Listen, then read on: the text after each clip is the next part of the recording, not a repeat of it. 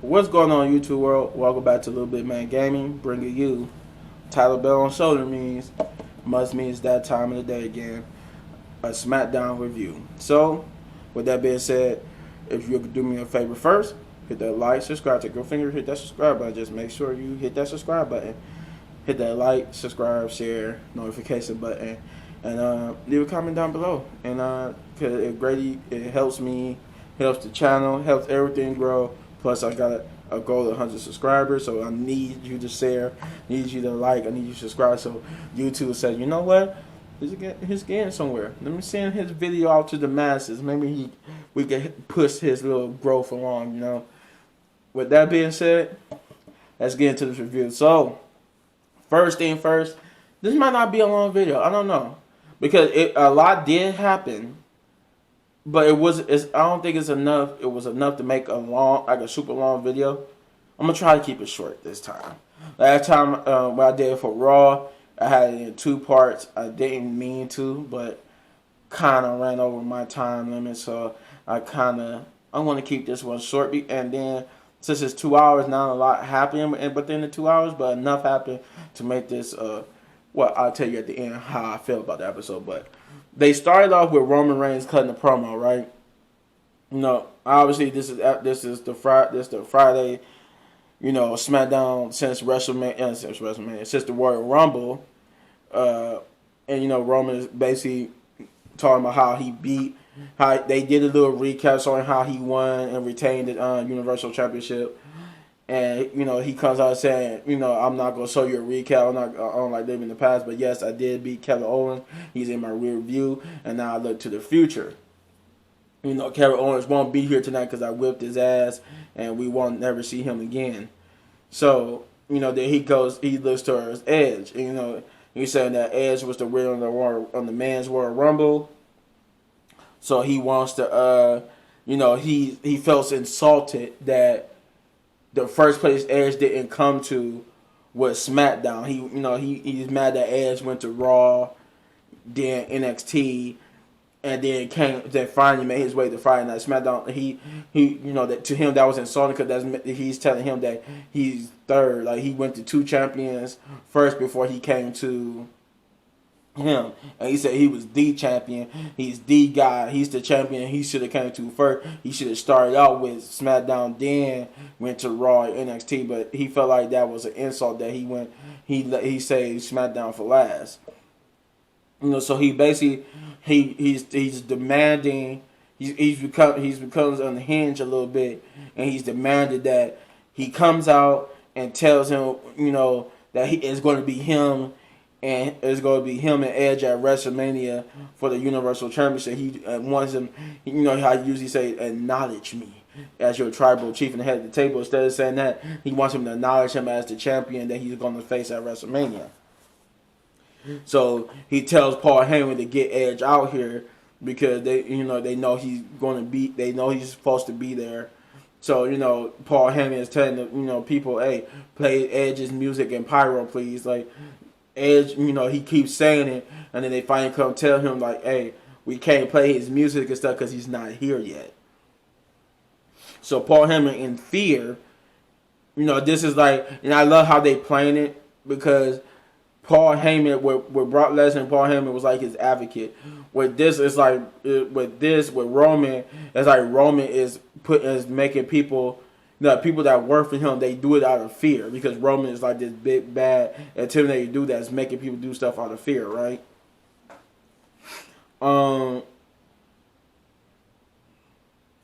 So then we got Roman. So Roman basically he's upset. He's like this is the part when he comes on hinge. He's like, why is he playing games with me? He started like he's going crazy, and then Paul Heyman, you see him over there like, oh God, he's cowering in fear.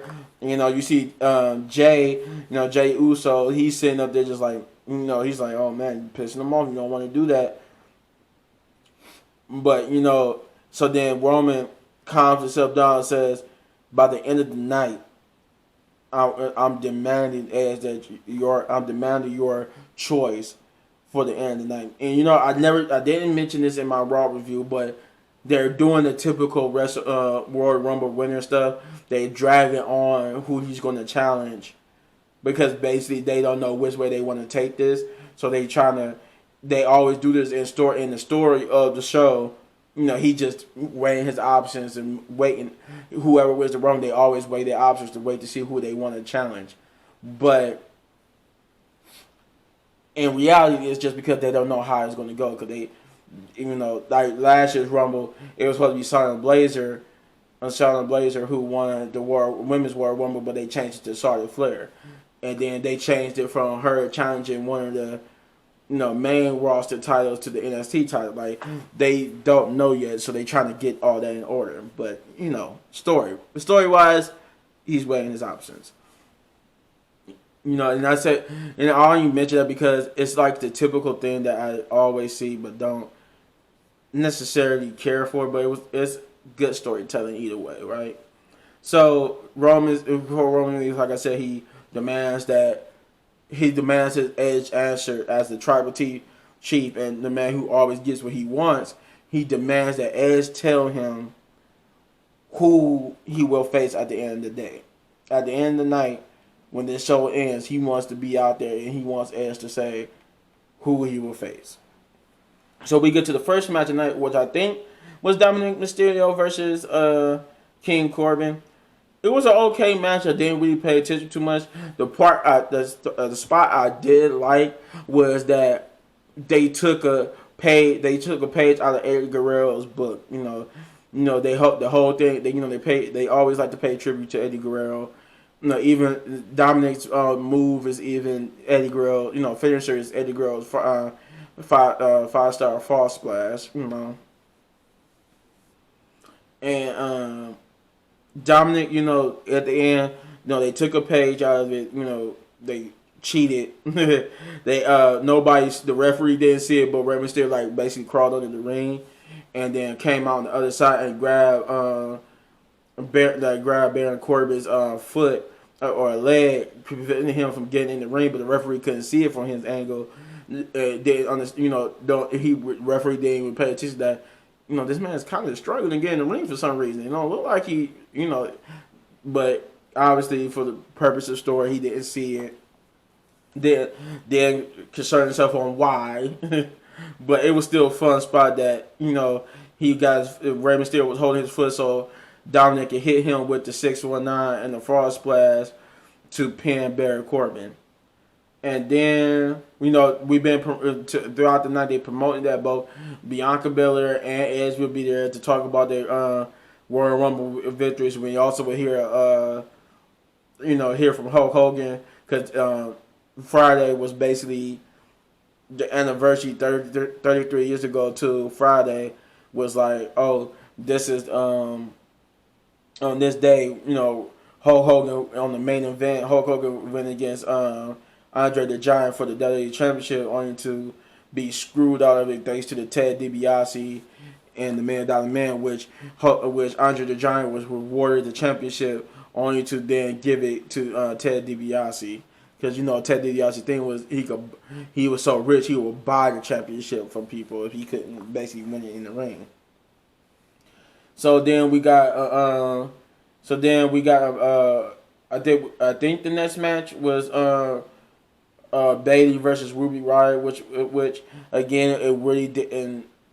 I had no interest in because it didn't build towards. So it wasn't building towards like Ruby and Liv getting another tag team title shot. It wasn't building to Bayley getting a shot at the title. It was just a regular match that had no consequence, but Bayley ended up winning thanks to Billie Kay interfering again. Distracted for Billie Kay trying to help Ruby Riott.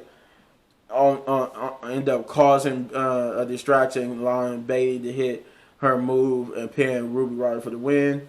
And then Billie Kay tried to give her resume to Bayley, to which Bayley just basically what? Get away from me. Then we got Bianca Belair. She's going to be on there. I think if it's not, correct me if I'm wrong in the comments, but I think Daniel Bryan versus Cesaro was first. It might have been afterwards, but I'm not sure. I can't hardly. It was so much I'm trying to remember, but I'm going to say that it was Daniel Bryan versus Cesaro. They had a okay match. It looked like I said, Daniel Bryan's career is winding down, and it looked like Cesaro. He's like basically there to now put people over, and he's been having these great matches with Cesaro. Cesaro during one part, Cesaro busted it on the one side of his head open, so he was bleeding bad from one side of his head. But overall, they had a good match, and Cesaro ended up getting the victory. He reversed the running knee and ended up getting the pinfall and the victory. That, like I said, that match was good. Didn't really pay attention too much, but the match was good to put Cesaro over. Hopefully, they finally gonna give Cesaro the run he needed, and that would probably lead him to becoming champion. Because Cesaro should have been WWE champion because he's a great wrestler who can put on great matches. Then we get to the Bianca Belair promo where she comes out. They play a little video showing when she reaction from her parents when they was watching her how her parents reacted when they watched her win the Rumble. Her father almost goofily fell on the floor and stuff, and then she comes out and basically cuts a promo about how she was proud to do that in front of her parents, and that though they won't be with her at WrestleMania, walking down the aisle with her at WrestleMania, she will make them proud at WrestleMania because she's going to put the EST in WrestleMania. And that she was talking about how she was basically talking about how she looked like she was alluding to that she was going to choose Sasha Banks to face. But then she gets interrupted by Reginald, Carmella Sommelier. He was basically telling Bianca that if she challenges Asuka for the championship, goes to Raw and challenges Asuka for the championship, she will most definitely beat Asuka. She thinks she's ready to beat Asuka, but if she chooses to face Sasha for the title, she feel like she won't beat Sasha, and that basically he tried to say Carmella is still to be next in line to beat Sasha. Bianca basically is like, who are you? Why are you out here? Then Carmella comes out, apologize for her sommelier over eagerness, but that he's right about one thing. I got 2 victories over Sasha Banks, and she basically said I could beat Sasha, but you can't beat Sasha. But the thing is, she did not. Those 2 victories she got over Sasha was non-title matches. So, like a heel, she's not going to talk about her failures. But everybody knows those are non-title matches. When the title was on the line, you could not beat I was about to say Bayley, Sasha. And then Sasha comes out basically telling her, basically interviewing. It's like an interview. She's promoting herself to Bianca, saying that if you want to be the best, if you call yourself the bestest, but if you really want to be the bestest, you got to have the women's title. And if you don't have this, you really can't be the best. So it looked like Bianca was like, well, you know what? Since you talking all that cash, let me just take you. Let me just chat. I'm gonna pick you, but they kept getting. She got once again interrupted by Reginald, which they just trying to play it off. Story wise, they probably won't make the decision. They might. I've seen it sometimes they don't make it that same. Sometimes they do make it the same week they win. The next night on Monday or that Friday, whatever. Or sometimes they wait to this Monday or Friday.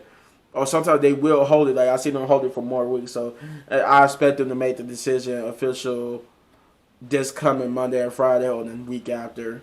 But yeah, she gets interrupted again, and then they basically was like, yeah, this was like basically the end of the promo because the talk is she's basically pissed now because Reginald keep getting in her face and telling her that she can't beat Sasha.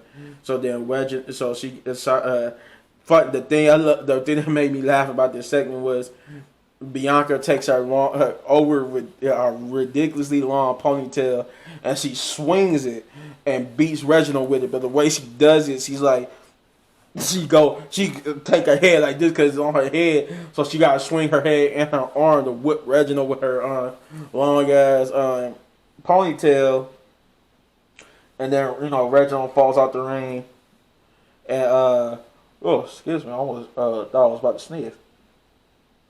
I thought I was about to sneeze. Yeah, so she whoops Reginald out the ring, and then Bailey. I keep saying Bailey because she was the champion for so long. Sasha, takes the title, holds it up in the air. To signify that should be the champion. Ooh, sorry about that. I almost had to sneeze again. But yeah, she should challenge her. Basically, that's how they end the promo. I think the next match was Dolph Ziggler, Robert Roode versus Otis and Chad Gable. Didn't really watch the match, but I do know that Dolph Ziggler and Robert Roode won the match, so I really didn't care about that. I think that was like the one match I might have not watched. And then you had a very good triple threat Intercontinental Championship match. Very good match, very spicy. I like the repeated German suplex that Apollo Crews did to Big E. I think it was Big E defending the title against Apollo Crews and Sami Zayn. Sami Zayn always did his usual heel, trying to take the shortcuts and trying to get the count. He wanted the referee to do the fast count so he could become champion. Didn't happen. So he take his anger and frustration. Apollo bench pressed Sami in the air and threw him into the barricade, officially eliminating Sami from the match because Sami was so hurt he wouldn't be able to get back in the ring and start the count. And Big E would end up catching Apollo Crews off guard, hitting him with a big ending, and retaining the championship. It looks like Sami. The way how this going, it looks like Sami's feud or Sami's part in the title hunt is over. It looks like it's gonna be more of a feud with Apollo and Big E. It looks like Apollo's more and more is going to turn. They're about to turn him heel. Like the signs are there that he's going to turn heel. But overall, that was a good match.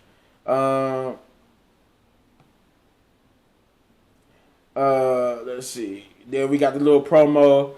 About Hulk. The little promo video showing Hulk Hogan, showing the highlights of Hulk Hogan and Andre the Giant's battle, which led to Hulk Hogan saying that Edge was his tag team partner. He's the man, and basically that whoever he chooses to be his opponent at WrestleMania, he knows for sure that Edge is walking out champion, and that he's basically saying that it doesn't matter if he chooses Roman or Drew McIntyre, he's walking out champion, which led into the final moment of the night.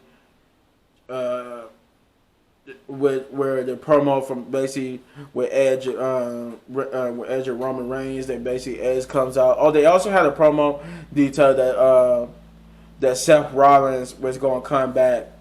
He's going to be back on Smackdown next week. Now after making his return at the Royal Rumble next Friday, he will be back on Smackdown. Yeah, the final promo of the night basically had Roman come out to the ring, Edge come out to the ring. And basically, Roman's and Edge's face telling him, to acknowledge him, to acknowledge him, to tell him that he's going to be to acknowledge him as the champion of champions, that he's going to be the champion of the face at WrestleMania. Edge basically telling him, I'm renting space in your head, that I'm getting inside your head already, because that's why you brought out Paul Heyman and Jey Uso. So go and Roman. Roman, takes a little offense to that. So he sends both Paul and Jay out of the ring. He says Jay to the back, and Paul just basically gets out of the ring to the ring side, to the apron. But he's still there, and he's telling he's telling Edge, yeah, that's a free pass. But now it's time to make your decision. Tell me right now that I'm gonna be the one you face. Yeah, so Edge just smiles at It just smiles at Roman, steps, take a couple steps back, and out comes Kevin Owens, who stunners Roman Reigns, and then just leaves. He making his statement that he's not done with Roman, and Ed just smiles at Roman as he's laying there hurt, and the episode ends. So overall, if I would have to grade this episode of SmackDown, given everything I just said, I would give it was a good episode. So I give it a 7.5 big ups, just because it wasn't an excellent episode, but it wasn't a bad episode. It had decent match. It had for the most part decent matches, decent promos. There was only one match I didn't really pay attention to, where the others I did. Yeah, it was no promo was bad. Only one match or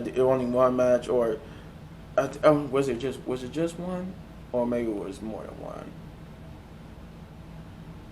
I really didn't care about the Robert Roode, the Dolph Ziggler. That was the match I really didn't care about. There were two matches I did care about: the Dominic Mysterio versus King Corbin Chef on one part of it, and for the most part, I didn't care about Dominic Mysterio versus King Corbin, and the tag team match between Robert Roode and Dolph Ziggler and Chad Gable and Otis. The Ruby Riot. Oh, it's three matches. Yeah, I didn't really care about the Bayley versus Ruby Riot, but other than three matches, every other match was decent. The promos was decent enough for me to say 7.5. But yeah, that's it. If you want more videos like this, and you like videos like this, and you want to keep seeing me do reviews, and even if you don't, I'm still going to do them, because I love doing these videos. I love doing the reviews for WandaVision. I love doing everything I do on my channel. I'm going to do regardless, because I love doing it. Because I love doing it. But yeah. But if you do like videos, and you want to let me know that you like the videos, let me know in the comments below. Yeah, we're trying to get to 100 subscribers. So like, subscribe, and share, and hit that notification button. To the next one, peace.